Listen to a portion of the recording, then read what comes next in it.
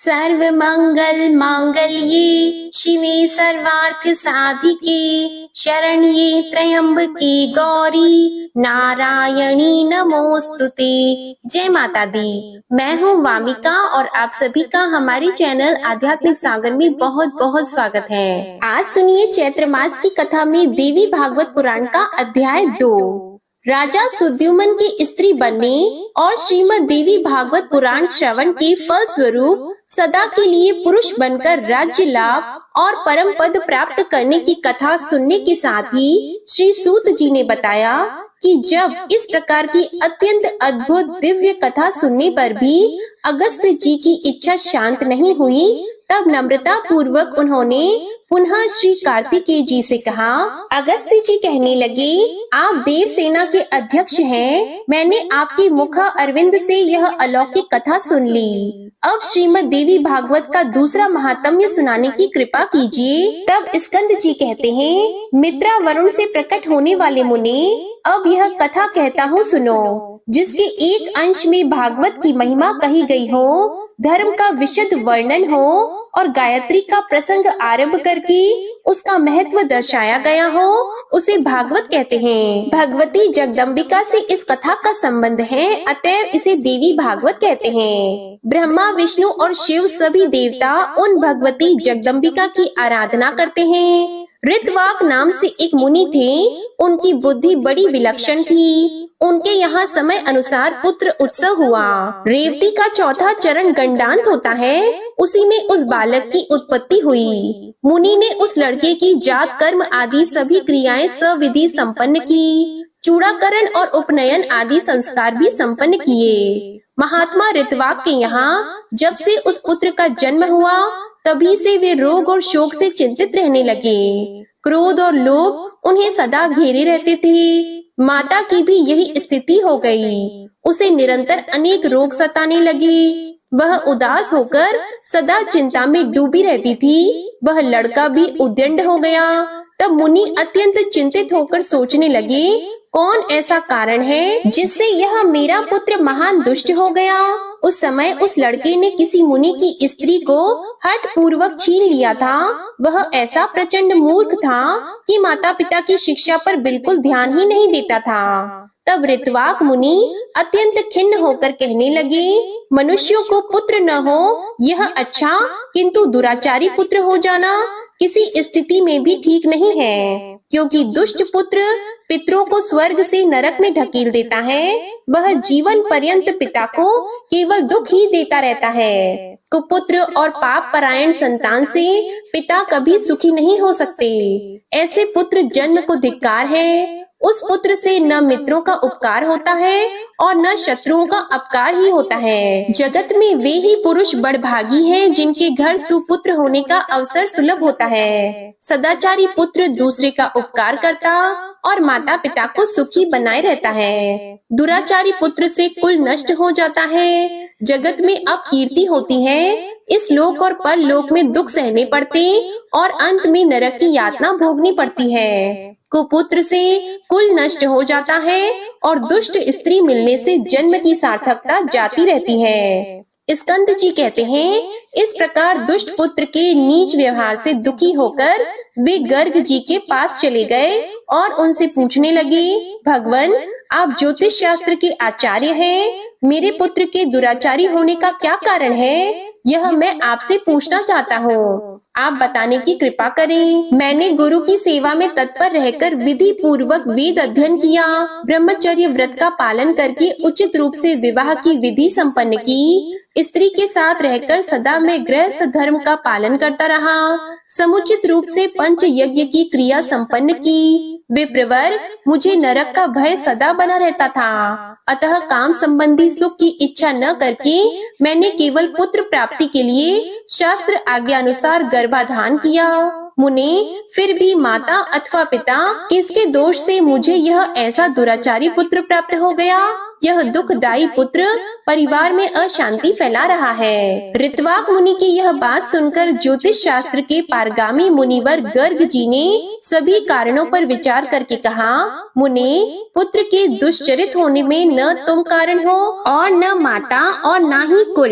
रेवती का अंतिम चरण गंडांत होता है, वही कारण है क्योंकि मुनि वही निंदित वेला तुम्हारे इस पुत्र के जन्म समय बीत रही थी। अतएव तुम्हें दुखी करना इसका स्वभाव बन गया, दूसरा कोई भी कारण नहीं है। ब्राह्मण, तुम उस दुख को दूर करने के लिए जगत जननी भगवती देवी दुर्गा की आराधना करो। यत्न पूर्वक सुपूजित होने पर वे संपूर्ण विघ्न शांत कर देती हैं। गर्ग जी की बात को सुनकर ऋत्वाक मुनि क्रोध से मूर्छित हो गए। उन्होंने रेवती को शाप दिया कि वह आकाश से गिर जाए। उस समय नक्षत्र मंडल चमक रहा था, उधर सबके नेत्र लगे हुए थे। इतने में ही मुनि के शाप से रेवती आकाश से टूटकर कुमुदगिरी पर आ पड़ी। रेवती के गिरने से वह पर्वत रैवतक नाम से प्रसिद्ध हो गया।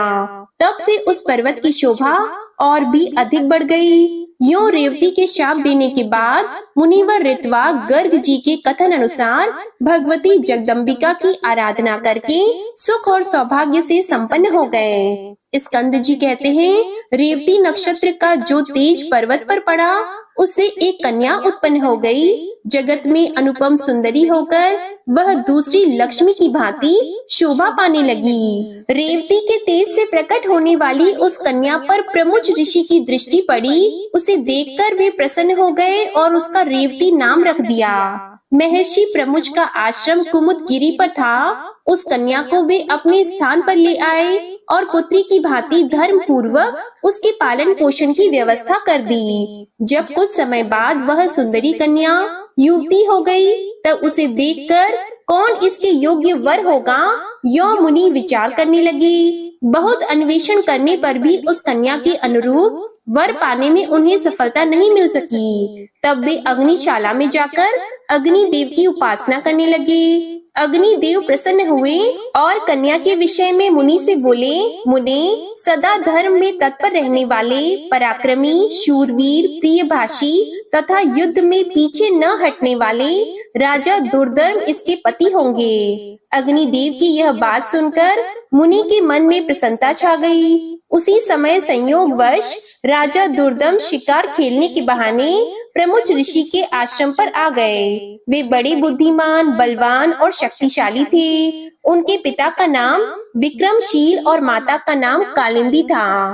प्रियव्रत के वंश में उनकी उत्पत्ति हुई थी। जब राजा आश्रम के भीतर गए तब उन्हें मुनि दिखाई नहीं पड़े। अतः उन्होंने उस कन्या रेवती को बुलाया और प्रिय संबोधन करके पूछने लगे। राजा दुर्दम ने पूछा, प्रिय, महाभाग महर्षि आश्रम से कहाँ पधारे हैं? कल्याणी, सच सच बताओ, मैं उनके चरणों के दर्शन करना चाहता हूँ। तब कन्या कहने लगी, महाराज, मुनिवर अभी अभी निकलकर अग्निशाला में गए हैं। कन्या की बात सुनकर राजा दुर्दम अग्निशाला के द्वार पर पहुंच गए। वे राजोचित वेशभूषा में थे। नम्रता से उनका मस्तक झुका हुआ था। उन पर मुनि की दृष्टि पड़ी। तब राजा ने मुनि को प्रणाम किया और मुनि अपने शिष्य से कहने लगे, गौतम, अर्घ उपस्थित करो। ये राजा अर्घ पाने के अधिकारी हैं, क्योंकि बहुत दिनों पर इनका आगमन हुआ है और खास बात तो ये है कि ये हमारी जमाता है। यूं कहकर मुनि ने उन्हें अर्घ दिया और राजा ने उसे स्वीकार भी कर लिया।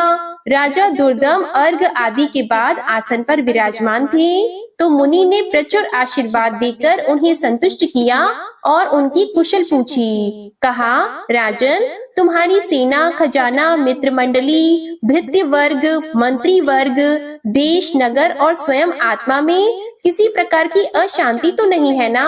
तुम्हारी पत्नी की तो कुशल पूछनी ही नहीं है, क्योंकि वह तो मेरे यहाँ ही ठहरी है। इसी से मैंने उसका समाचार नहीं पूछा। अन्य लोगों की कुशल कह सुनाओ। तब राजा कहने लगे, भगवान, आपकी कृपा से सर्वत्र कुशल है। ब्राह्मण, पर मुझे यह बहुत आश्चर्य हो रहा है कि आपने मुझे जमाता कहा है, अतः मेरी कौन सी पत्नी आपके यहाँ है? तो ऋषि बोले, राजन, जो जगत में अद्वितीय सुंदरी है वह रेवती नाम की तुम्हारी पत्नी यहाँ है। वह किस प्रकार तुम्हारी पत्नी हुई यह रहस्य तुम नहीं जानते। तब राजा कहने लगा, प्रभु, मेरी सुभद्रा आदि पत्नियां घर पर हैं, उन्हीं को मैं जानता हूँ। भगवान, रेवती के संबंध में तो मुझे कुछ भी पता नहीं है। तो ऋषि कहने लगे, राजन, तुमने अभी जिसे प्रिय शब्द से संबोधित किया है वही तुम्हारी प्रेयसी पत्नी है। एक क्षण भी तो नहीं हुआ तुम इसे भूल गए। तो राजा ने कहा, मुने, आप जो कह रहे हैं वही ठीक है। मैंने वैसे ही प्रिय शब्द कहकर बुलाया, परंतु मेरी कुत्सित भावना नहीं थी। इस विषय में आप मुझ पर अप्रसन्न न होना। तो ऋषि बोले, राजन, तुम बहुत ठीक कहते हो। तुम्हारे मन में कोई बुरा विचार नहीं था, किंतु अग्निदेव की प्रेरणा से तुम्हें ऐसे शब्द का उच्चारण करना पड़ा। इस कन्या के पति कौन होंगे यह बात अभी मैंने अग्निदेव से पूछी थी। उन्होंने कहा है, राजा दुर्दम इस कन्या के स्वामी होंगे, इसे कोई टाल नहीं सकता। इसलिए राजन, मैं यह कन्या तुम्हारी सेवा में समर्पण करता हूँ, इसे स्वीकार करो। तुमने उसे प्रिय शब्द से जो संबोधित किया था उस विषय में तो कुछ विचार ही नहीं करना चाहिए। मुनि की यह बात सुनकर राजा चुप हो गए। अब मुनि उनके विवाह की विधि संपन्न करने की व्यवस्था करने लगे। पाणी ग्रहण संस्कार करने के यत्न में संलग्न मुनि को देखकर उनसे कन्या ने कहा, पिताजी, उचित तो यह है कि आप मेरा विवाह रेवती नक्षत्र में ही करने की कृपा करें। तो ऋषि बोले, वत्से, अनेकों वैवाहिक नक्षत्र हैं, फिर रेवती में ही क्यों विवाह करें? रेवती तो इस समय नक्षत्र मंडल में है भी नहीं। तो कन्या ने कहा, रेवती से अलग नक्षत्र में मेरा विवाह संस्कार समुचित नहीं होगा, अतः मैं आपसे प्रार्थना करती हूँ कि इस नक्षत्र में ही मेरा वैवाहिक क्रिया संपन्न करने की कृपा करें। तो ऋषि बोले, पूर्व समय की बात है, ऋत्वाक मुनि ने रेवती को नक्षत्र मंडल से नीचे गिरा दिया था। अब वहाँ उसका स्थान ही नहीं रहा। फिर उसी नक्षत्र में विवाह होने के लिए तुम क्यों अपनी प्रसन्नता प्रकट करती हो? तो कन्या बोली, क्या केवल ऋत्वाक मुनि ने ही तपस्या की है? मन, वाणी अथवा कर्म से ऐसी तपस्या करने की क्या आप में योग्यता नहीं है? पिताजी, आप तो जगत की रचना करने में समर्थ हैं। मैं आपका तपोबल खूब जानती हूँ। अतः आप रेवती को नक्षत्र मंडल में पुनः स्थापित करके उसी नक्षत्र में मेरा विवाह कीजिए। तो ऋषि बोले, तुम्हारा कल्याण हो, तुम जैसा कहती हो वैसा ही होगा। मैं तुम्हारे लिए आज ही रेवती नक्षत्र को सोम मार्ग में स्थित करके उसी में तुम्हारा विवाह संस्कार संपन्न करूंगा। स्कंद जी कहते हैं, हे अगस्त्य, इस प्रकार कहकर मुनि ने अपनी तपस्या के प्रभाव से उसी समय रेवती को नक्षत्र मंडल में पूर्ववत स्थापित कर दिया। फिर उसी नक्षत्र में वैवाहिक विधि के अनुसार मुनि ने राजा दुर्धर्म को वह रेवती नाम की कन्या सौंप दी। विवाह कर देने के बाद मुनि ने राजा से कहा, वीर, तुम्हें क्या पाने की इच्छा है, कहो, उसे मैं पूर्ण करने को तत्पर हूँ। तो राजा बोले, मुनिवर, मैं स्वयंभू मनु का वंशज हूँ। आपकी कृपा से मुझे मनवंतर का अधिष्ठाता पुत्र प्राप्त हो, यही अभिलाषा है। तो मुनि कहने लगे, राजन, यदि तुम्हारी ऐसी इच्छा है तो भगवती जगदम्बिका की आराधना करो, तब मनवंतर का स्वामी पुत्र तुम्हें अवश्य प्राप्त होगा। श्रीमद देवी भागवत 5वां पुराण है, उसकी 5 आवृत्तियां श्रवण करने से तुम अपने मन के अनुसार पुत्र प्राप्त कर लोगे। इस रेवती के गर्भ से 5वां रैवत नामक मनु होगा, उसे वेद की पूर्ण जानकारी रहेगी, शास्त्र के सभी रहस्य उसे ज्ञात रहेंगे,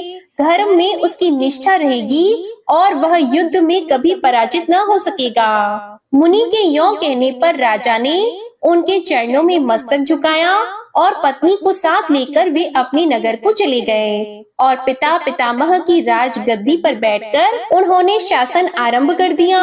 राजा दुर्दम बड़े बुद्धिमान और धर्मात्मा थे। वे उसी प्रकार प्रजा की रक्षा करते रहे जैसे औरस पुत्र की जाती है।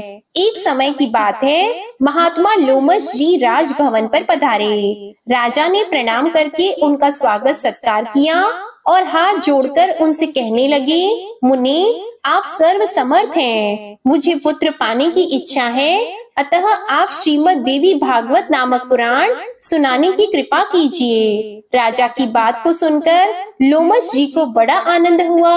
वे कहने लगे, राजन तुम धन्य हो। तभी तो त्रिलोक जननी भगवती दुर्गा में तुम्हारी ऐसी भक्ति जागृत हो गई है। जो भगवती जगदम्बिका देवता, दानव और मनुष्यों की परम आराध्या है, उनमें जब तुम्हारी भक्ति हो गई तब फिर तुम्हारा कार्य सिद्ध होने में क्या संदेह है। अतएव राजन, मैं तुम्हें श्रीमद् देवी भागवत पुराण अवश्य सुनाऊंगा।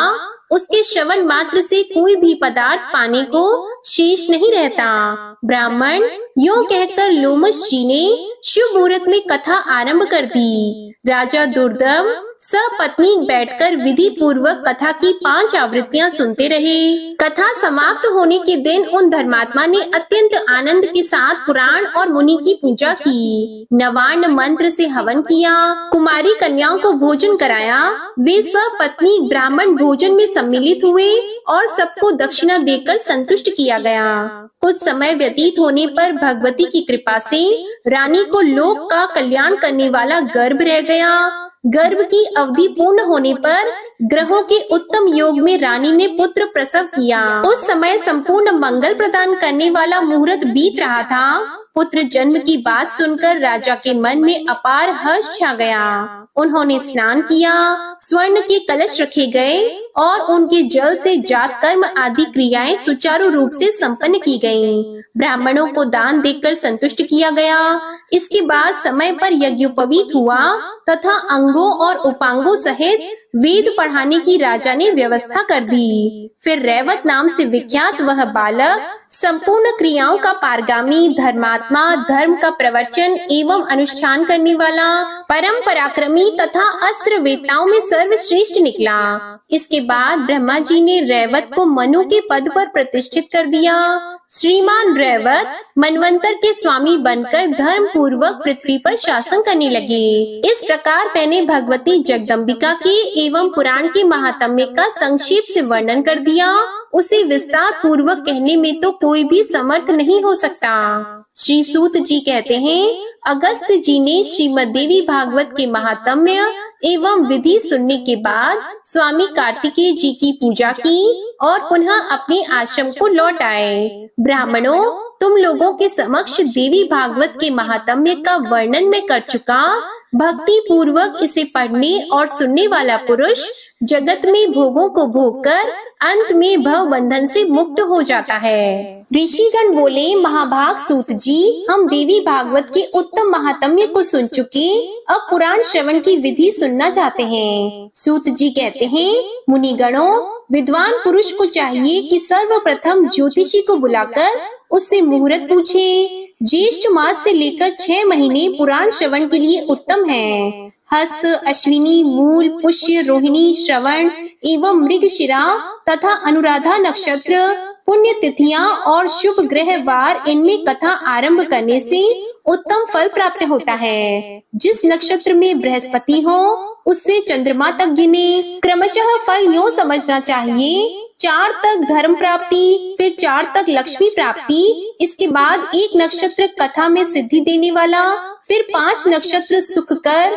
बाद में 6 नक्षत्र पीड़ा देने वाले, इसके बाद 4 नक्षत्र राज भय उपस्थित करने वाले, इसके बाद 3 नक्षत्र ज्ञान प्राप्ति में सहायक होते हैं। पुराण श्रवण के आरंभ में इस चक्र पर अवश्य विचार कर लेना चाहिए। यह भगवान शंकर का कथन है अथवा भगवती जगदम्बिका को प्रसन्न करने के लिए 4 नवरात्रों में इसका श्रवण करना चाहिए। इसके सिवा अन्य महीने में भी इसे सुना जा सकता है, परंतु तब भी तिथि, नक्षत्र और दिन के संबंध में विचार करना परम आवश्यक है। विवेकशील पुरुष का कर्तव्य होता है कि विवाह आदि यज्ञों में जैसी सामग्री आवश्यक होती है, वैसी ही सामग्री इस नवाह यज्ञ में भी एकत्रित करने का प्रयत्न करे। दंभ और लोभ से रहित अनेकों सहायक विद्वान रहने चाहिए। भगवती जगदम्बिका में भक्ति रखने वाले 4 अन्य पुरुष कथा वाचक के अतिरिक्त बैठकर पाठ करें। प्रत्येक दिशा में यूं समाचार भेजना चाहिए, आप लोग यहाँ अवश्य पधारे। श्रीमद् देवी भागवत की कथा आरंभ हो रही है। सूर्य, गणेश, शिव, शक्ति अथवा विष्णु,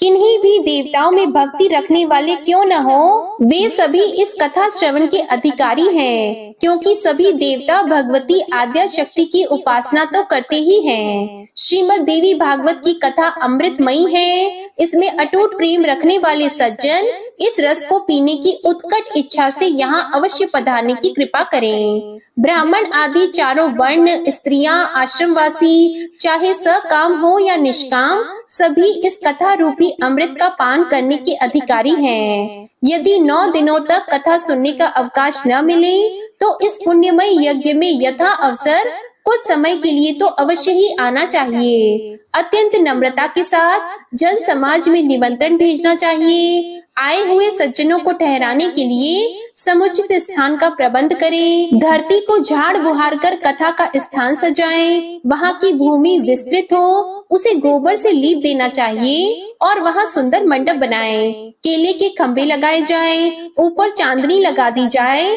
ध्वजा और पताकाओं से मंडप की सजावट होनी चाहिए। कथावाचक के लिए दिव्य आसन लगाएं, उस आसन पर सुखप्रद बिछौना होना चाहिए। यत्न पूर्वक ऐसा आसन बनाएं कि वक्ता पूर्व अथवा उत्तर की ओर मुख करके कथा बांध सके। कथा सुनने के लिए स्त्री पुरुष सभी आए और उनके लिए समुचित आसनों की व्यवस्था हो। सुंदर ढंग से प्रवचन करने वाले, इंद्रिय विजयी, शास्त्र ज्ञानी, देवी के उपासक, दयाशील, निष्प्रह, उदार और सत असत का ज्ञान रखने वाले विद्वान पुरुष उत्तम वक्ता माने जाते हैं। श्रोता वह उत्तम है जो ब्रह्मा में आस्था रखता हो, जिसकी देवताओं में भक्ति हो तथा जो कथा रूपी रस का पान करना चाहता हो। साथ ही उदार, निर्लोभी तथा नम्र तथा हिंसावादी से वर्जित भी हो। पाखंड रचने वाले, लोभी, स्त्री लंपट, धर्मध्वजी, कटुभाषी और क्रोधी स्वभाव वाला वक्ता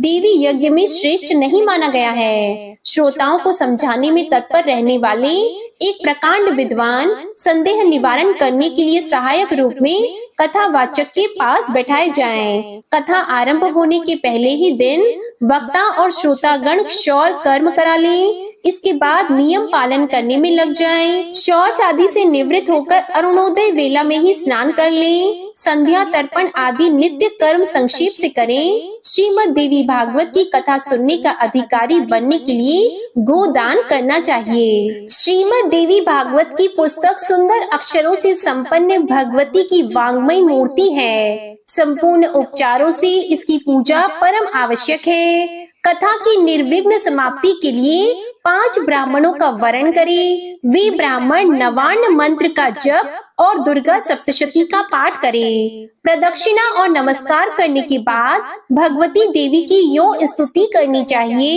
हे कात्यायनी, आप महामाया एवं जगत की अधीश्वरी हैं। भवानी, आपकी मूर्ति कृपामयी है। मैं संसार रूपी सागर में डूब रहा हूँ, मेरा उद्धार कीजिए। ब्रह्मा, विष्णु एवं शिव से सुपूजित होने वाली जगदम्बिके, आप मुझ पर प्रसन्न हो। देवी, मैं आपको नमस्कार करता हूँ, मुझे अभिलषित वर देने की कृपा करें। इस प्रकार प्रार्थना करने के बाद मन को एकाग्र करके कथा सुने। व्यास स्वरूप मानकर समाहित मन से कथावाचक की पूजा करें। माला, अलंकार एवं वस्त्र आदि से स्वागत करके व्यास देव की यो प्रार्थना करें। भगवान, आप व्यास स्वरूप हैं। संपूर्ण शास्त्रों एवं इतिहासों का रहस्य आपको विदित है। मैं आपको नमस्कार करता हूँ। कथा रूपी चंद्रमा को उदय करके मेरे अंतःकरण के अंधकार को दूर करने की कृपा करें। 9 दिन तक सभी नियम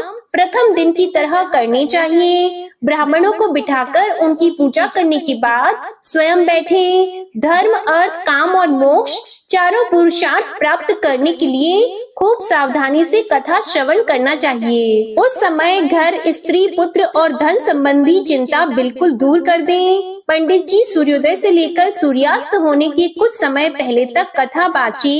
दोपहर में केवल 2 घड़ी विश्राम करना चाहिए। वास्तव में तो कथार्थी एक समय केवल हविष्यान खाएं। खाएं यही ठीक है, अथवा वे फल, दूध एवं घी के आधार पर रह सकते हैं। विचारशील पुरुष को चाहिए कि जिससे कथा में विघ्न न पड़े वैसे ही भोजन की व्यवस्था कर ले। द्विजवरों, अब कथा श्रवण में निष्ठा रखने वालों के नियम बताता हूँ। जो ब्रह्मा, विष्णु और शंकर में भेद दृष्टि रखते, भगवती जगदम्बिका में जिनकी भक्ति नहीं होती, तथा जो पाखंडी, हिंसक, कपटी, ब्राह्मण द्रोही और नास्तिक हैं, उन्हें श्रीमद् देवी भागवत की कथा सुनने का अधिकार नहीं है। ब्राह्मण का धन अपहरण करने वाले, दूसरे की स्त्री पर दृष्टि डालने वाले तथा देवता के धन पर अधिकार जमाने वाले लोभी मनुष्य कथा श्रवण के अनअधिकारी हैं। व्रती पुरुष ब्रह्मचर्य का पालन करे, जमीन पर सोए, सत्य बोले, इंद्रियों पर काबू रखे और कथा समाप्त होने पर रात में संयम पूर्वक पत्रावली में भोजन करे। बैंगन, तेल, दाल, मधु एवं जला हुआ बासी तथा भाव दूषित अन्न त्याग दे। मांस, मसूर, रजस्वला स्त्री का देखा हुआ अन्न, मूली, हींग, प्याज, लहसुन, गाजर, कोहड़ा और नालिका नामक साग न खाएं। काम, क्रोध, लोभ, मद, दंभ एवं अभिमान को पास न आने दे। ब्राह्मण द्रोही, पतित, संस्कारहीन, चांडाल, यवन, ऋतुमती स्त्री और वेद विहीन मनुष्यों के साथ कथा व्रत में संलग्न पुरुष बातचीत न करें। वेद, गौ, ब्राह्मण, गुरु, स्त्री, राजा, महान पुरुष, देवता और देवता के भक्त इनकी निंदा कान से भी न सुने। जो कथाव्रती पुरुष हैं, उन्हें चाहिए कि सदा नम्र रहें, निष्कपट व्यवहार करें, पवित्रता रखें, दयालु बने, थोड़ा बोले और मन ही मन उदारता प्रकट करते रहें। श्वेत कुष्ठी, कुष्ठी, क्षय रोग वाला, पापी, दरिद्र, भाग्यहीन और संतानहीन जन भी भक्ति पूर्वक इस कथा को सुन सकते हैं। जो स्त्री वंध्या है, भाग्यहीना है तथा जिसे एक संतान के बाद पुनः संतान नहीं हुई हो अथवा जिसके बच्चे मर जाते या गर्भ ही गिर जाता हो, ये स्त्रियां श्रीमद् देवी भागवत की कथा सुने। जो पुरुष बिना परिश्रम ही धर्म, अर्थ, काम और मोक्ष पाने की अभिलाषा रखता है, वह यत्न पूर्वक श्रीमद् देवी भागवत की कथा सुने। कथा के ये 9 दिन 9 यज्ञों के समान है। इनमें किया हुआ दान, हवन, जप अनंत फल देने वाला होता है। इस प्रकार नवाह व्रत करके कथा का उद्यापन करना चाहिए। फल की अभिलाषा रखने वाले पुरुष महाअष्टमी व्रत के समान इसका भी उद्यापन करें। निष्काम पुरुष कथा श्रवण मात्र से ही पवित्र होकर आवागमन से रहित हो जाते हैं, क्योंकि निज जनों को भोग और मोक्ष प्रदान कर देना भगवती जगदम्बिका का स्वभाव ही है। पुस्तक और कथा वाचक की प्रतिदिन पूजा करनी चाहिए। वक्ता के दिए हुए प्रसाद को भक्ति पूर्वक स्वीकार कर लें। जो पुरुष प्रतिदिन कुंवारी कन्याओं की पूजा करता है, उन्हें भोजन कराता और प्रार्थना करता है, साथ ही सुवासिनी स्त्रियों और ब्राह्मणों को भी भोजन कराता है, उसकी कार्य सिद्धि में कुछ भी संदेह नहीं रहता। कथा समाप्ति के दिन संपूर्ण दोषों के शमनार्थ गायत्री सहस्त्र नाम अथवा विष्णु सहस्त्र नाम का पाठ करना चाहिए। जिनके स्मरण और नाम उच्चारण से तप, यज्ञ एवं क्रियाओं में न्यूनता नहीं रह जाती, उन भगवान विष्णु का कीर्तन अवश्य करना चाहिए। समाप्ति के दिन दुर्गा सप्तशती मंत्रों से या देवी भागवत के मूल पाठ से अथवा नवार्ण मंत्र से हवन करने का विधान है, अथवा गायत्री मंत्र का उच्चारण करके घी सहित खीर का हवन करना चाहिए, क्योंकि इस श्रीमद् देवी भागवत को गायत्री का स्वरूप ही कहा गया है। वस्त्र, भूषण और धन से कथावाचक को संतुष्ट करना चाहिए। कथावाचक के प्रसन्न हो जाने पर संपूर्ण देवताओं की प्रसन्नता उपलब्ध हो जाती है। भक्ति पूर्वक ब्राह्मणों को भोजन कराकर उन्हें दक्षिणा से संतुष्ट करें, क्योंकि ब्राह्मण पृथ्वी पर देवता के स्वरूप हैं। उनके प्रसन्न होने पर अपनी अभिलाषा पूर्ण हो जाती है।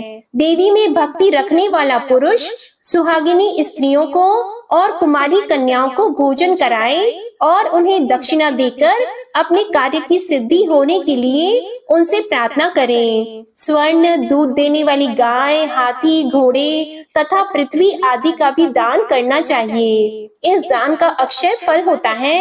यह श्रीमद् देवी भागवत सुंदर अक्षरों में लिखा जाए। इसे रेशमी वस्त्र के वेष्टन में लपेटकर स्वर्ण के सिंहासन पर रखें और अष्टमी अथवा नवमी के दिन कथावाचक की पूजा करके उन्हें दे दे। ऐसा करने से वह पुरुष इस लोक में भोगों को भोगकर अंत में दुर्लभ मुक्ति पा जाता है। पुराण की जानकारी रखने वाला दरिद्र, दुर्बल, बालक, तरुण अथवा बूढ़ा पुरुष भी नमस्कार करने का अधिकारी, पूज्य एवं सर्वदा आदरणीय माना जाता है। गुण एवं जन्म देने वाले जगत में अनेकों गुरु हैं, किंतु उन सब की अपेक्षा पुराण का ज्ञाता गुरु ही सर्वश्रेष्ठ समझा जाता है। पुराण की जानकारी रखने वाला ब्राह्मण यदि व्यास गद्दी पर बैठकर कथा बाँच रहा हो तो प्रसंग समाप्त होने के पूर्व किसी को प्रणाम न करें। पुराण की कथा परम पवित्र है। जो इसे उपेक्षा बुद्धि से सुनते हैं उन्हें फल तो मिलता ही नहीं,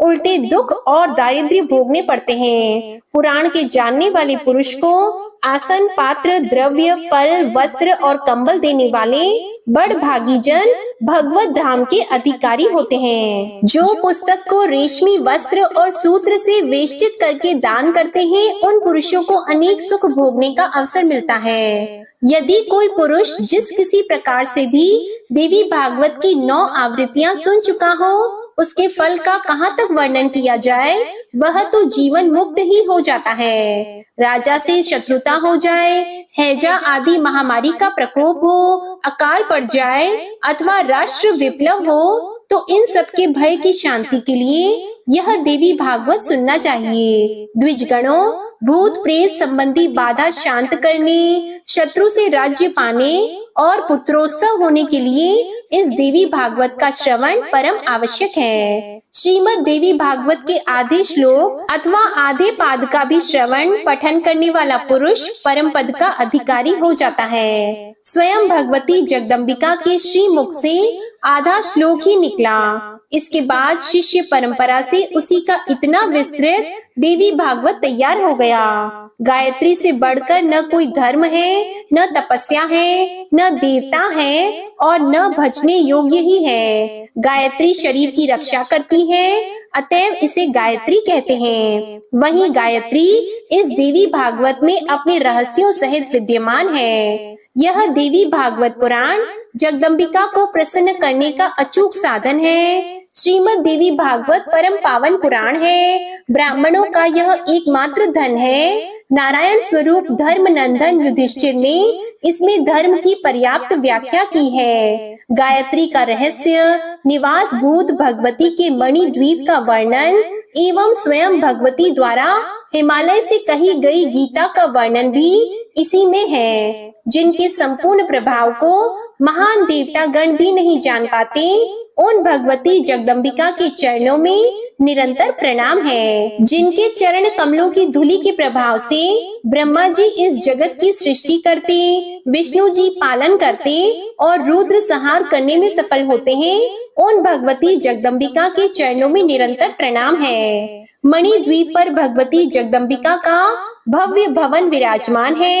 यह भवन चिंतामणि आदि रत्नों से बना है। अमृत से भरे कूप और दिव्य वृक्ष उसकी शोभा बढ़ाते हैं। भगवान शंकर के हृदय में स्थान पाने वाली प्रसन्न वदना भगवती जगदम्बिका वहाँ विराजती हैं। बड़ भागी पुरुष उनका ध्यान करके भोग भोगने के बाद निश्चय ही परम पद भी पा जाते हैं। ब्रह्मा, विष्णु, शंकर एवं इंद्र आदि देवता जिनकी उपासना करते हैं वे मणि द्वीप की अधिष्ठात्री देवी भगवती जगदम्बिका जगत का कल्याण संपादन करें। इसके आगे के वृतांत में स्कंद 1 आप अगले अध्याय में सुनेंगे। अब आप सुनिए दुर्गा चालीसा पाठ। नमो नमो दुर्गे सुख करनी, नमो नमो दुर्गे दुख हरनी। निरंकार है ज्योति तुम्हारी, तिहु लोक फैली उजियारी। शशि ललाट मुख महाविशाला,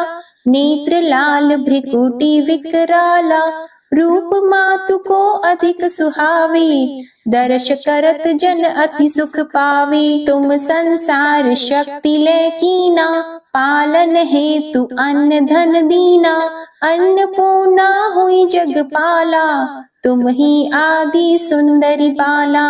प्रलय काल सब नाशनहारी, तुम गौरी शिव शंकर प्यारी, शिव योगी तुम्हारे गुण गावे, ब्रह्म विष्णु तुम्हें नित ध्यावे। रूप सरस्वती को तुम धारा, दे सुबुद्धि ऋषि मुनिन उबारा।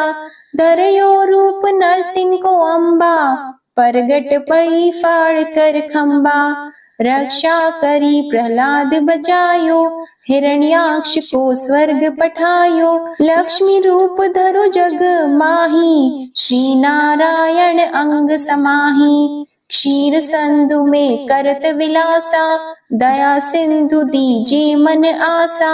हिंगलाज में तुम्ही भवानी, महिमा अमित न जात बखानी। मातंगी अरुधुमावती माता, भुवनेश्वरी बगला सुखदाता।